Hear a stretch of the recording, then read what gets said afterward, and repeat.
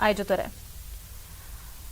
और गुजरात चुनाव के लिए कांग्रेस का घोषणा पत्र जारी किया गया है। सीएम अशोक गहलोत ने ये घोषणा पत्र जारी किया है। चलिए सुनते हैं क्या कह रहे हैं सीएम अशोक गहलोत। राजस्थान में कलेक्टर तक में कॉपी गई कि ये हमारा मैनिफेस्टो जो था, चुनाव जीतने के पहले वादे किए थे, हम चाहेंगे कि इसके आधार पर वादे निभाएं हम लोग, और उसी ढंग से आपको भी फैसले करने हैं तमाम अधिकारियों को।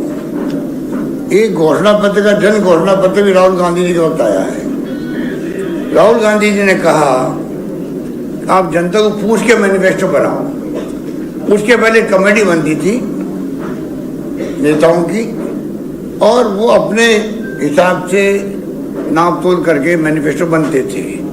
ये जो राहुल गांधी जी की सोच थी, इसमें हमें जनता को पूछ करके उनकी भावना क्या वो परिलक्षित होनी चाहिए मैनिफेस्टो के अंदर। उसके बाद में आप देख रहे हो कि जन घोषणा पत्र जारी होने लग गए हैं।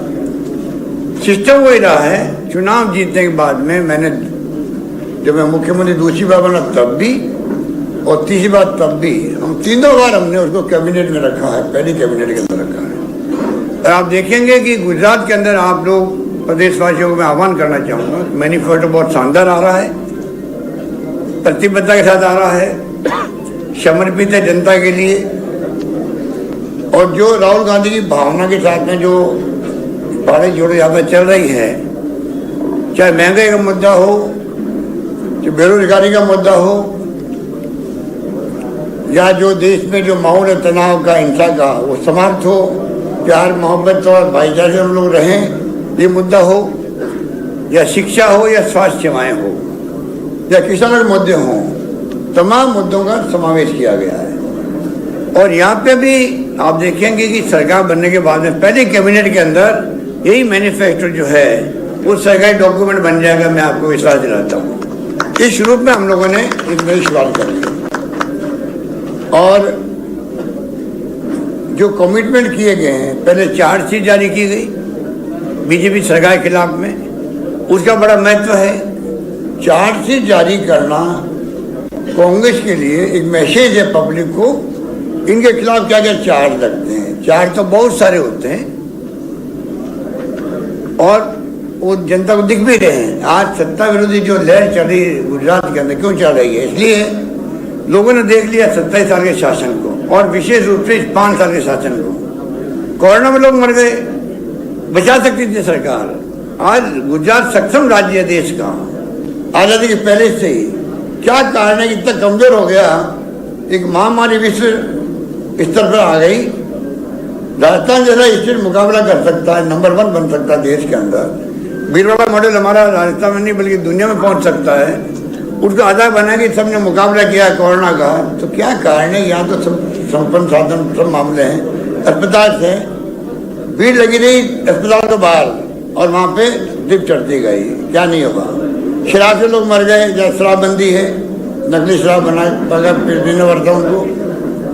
और मौलवी के अंदर क्या हुआ मालूम आपको? मैंने तो सुना बाद में 12 लाख भी खर्च हुए।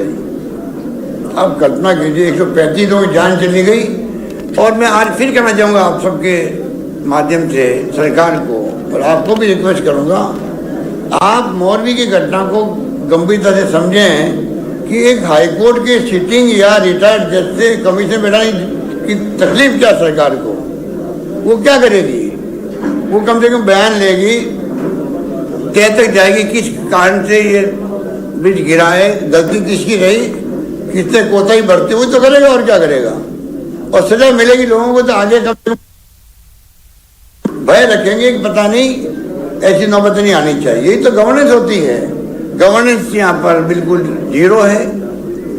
पूरी कैबिनेट बदल गई, मुख्यमंत्री सहित। ये भी एक उदाहरण है क्यों बदल गई।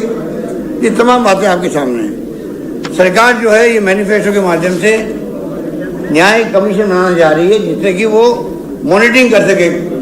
मैनिफेस्टो की मॉनिटरिंग, जन घोषणा पत्र की मॉनिटरिंग सरकार बनने के बाद में कैबिनेट में तो हो ही होगा। वो उसके बाद में सरकारी अधिकारी जो है, चीफ सेक्रेटरी लगाकर कलेक्टर तक, सेक्रेटरी तक, वो कौन कौन से काम मैनिफेस्टो में लिखे हुए हैं, कहाँ तक आगे बढ़े हैं, कौन से फैसले होने बाकी है, उसकी मॉनिटरिंग करने के लिए अलग से आपको न्याय कमीशन बनाया जाएगा। ये इस प्रकार की प्रोविजन किए गए मैनिफेस्टो के अंदर। इसलिए आपको मैं इतना ही कहना चाहूँगा कि अभी आपको मैनिफेस्टो के बारे में बताएंगे। जो वचन दिए गए राहुल गांधी जी द्वारा उनको मैं रिपीट नहीं करना चाहता, और वचन कोई एक्स्ट्रा हुए हैं, बढ़ाए गए हैं, तो वो आपको बाबरिया जी बताएंगे। मैं आपको इतना ही कहना चाहूँगा कि मैनिफेस्टो का सरकार के डॉक्यूमेंट बनाना और उसको जिस रूप में प्रस्तुत करना, बहुत मेहनत की गई है बाबरिया जी की पूरी टीम द्वारा। 6 लाख लोगों तक पहुंचा गया है, ऑफलाइन और ऑनलाइन। तो आप सोच सकते हो 6 लाख लोगों तक कैसे पहुंचे होंगे, वो बताएंगे बाबरिया जी आपको। परंतु एक प्रयास किया गया, जनता का माइंड क्या है, वो क्या सोचती है, उनके सुझाव क्या है, उसके आधार पर मैनिफेस्टो तैयार किया गया है, जो अभी आपके सामने प्रस्तुत किया गया है। ये मैं आपको निवेदन करना चाहता हूँ। और ये जो अभी मेरे को एक डेलीगेशन मिला, ये भी पहली बार हुआ कि सरदार वल्लभ भाई पटेल के नाम का स्टेडियम बना हुआ था यार गुजरात के अंदर। आप एक नामांकन, हमारी परंपरा रही है प्राचीन काल से ही, हमारी अलग परंपरा देश की है, हमें गर्व है इस देश पर। महान परंपराएं, महान संस्कृति, महान संस्कार है देशवासियों में। उस देश के अंदर एक बार कोई शिलान्यास हो जाता है, शिलान्यास, तो वापस शिलान्यास नहीं होता है। प्रधानमंत्री जी को गुमराह किया गया, रिफाइनरी का हमने शिलान्यास कर दिया था राजस्थान के अंदर। नीचे वीरप्पा मोइली आ गए थे केंद्रीय मंत्री, सोनिया गांधी जी चेयरपर्सन थी एनपी, वो आ गई थी आपकी यूपी गवर्नमेंट की।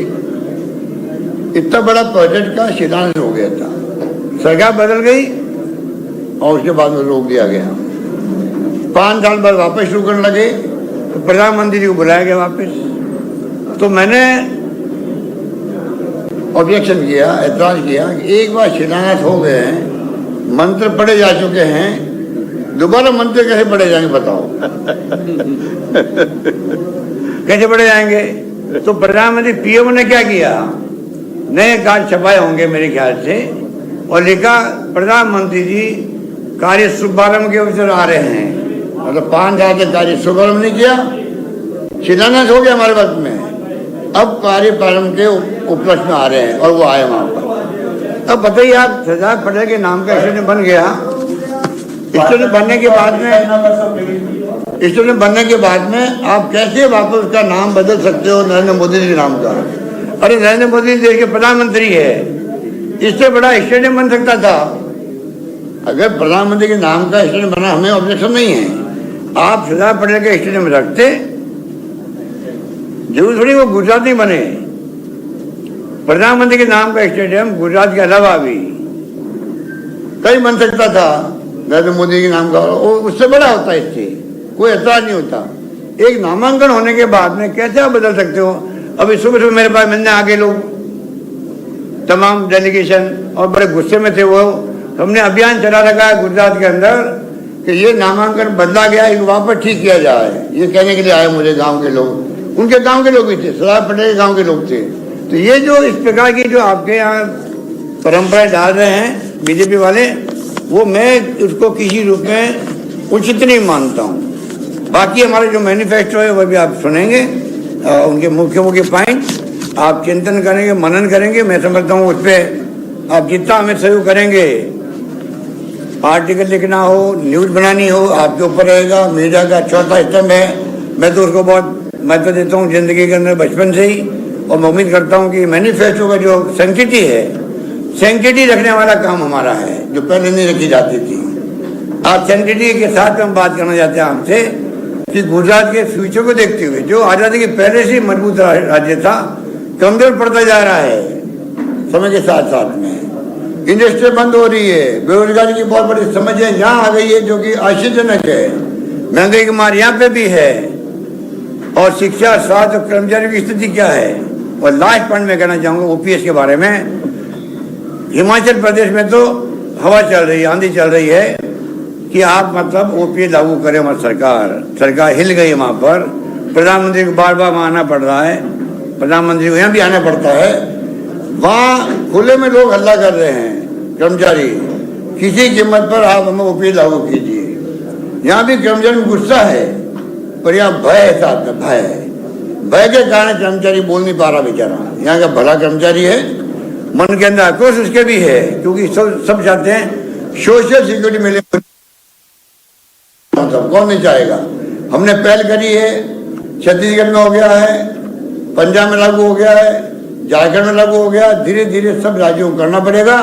प्रधानमंत्री जी, मैं कहना चाहूंगा, आज तो आप नहीं मान रहे हो, वक्त आएगा आपको ही हमारी बात स्वीकार करनी पड़ेगी। सोशल सिक्योरिटी कर्मचारियों को देनी पड़ेगी, केंद्र में भी, राज्यों के अंदर भी। आज बीजेपी की तमाम राज्यों ने तय कर लिया है कि हमें किसी कीमत पर ओपीडी लागू नहीं करना है। ये उनका ध्येय बन गया है सब लोगों का, जो कि मैं उचित नहीं मानता हूं। हमने पूरी स्टडी करने के बाद में एनपीएस का मैंने पहले भी आपको कहा, मैं वहां पर रिपीट नहीं करूंगा, शायद मैंने हिमाचल में कहा होगा, ह्यूमन राइट कमीशन विरोध कर रहा उसका। नंबर 1 हिमाचल में मैंने कहा प्रेस को। नंबर 2 CNAG, वो कह रहे 15 साल हो गए, 16 साल हो गए, अभी तो उसके। तो सीएम अशोक गहलोत को सुन रहे थे आप, जिन्होंने गुजरात चुनाव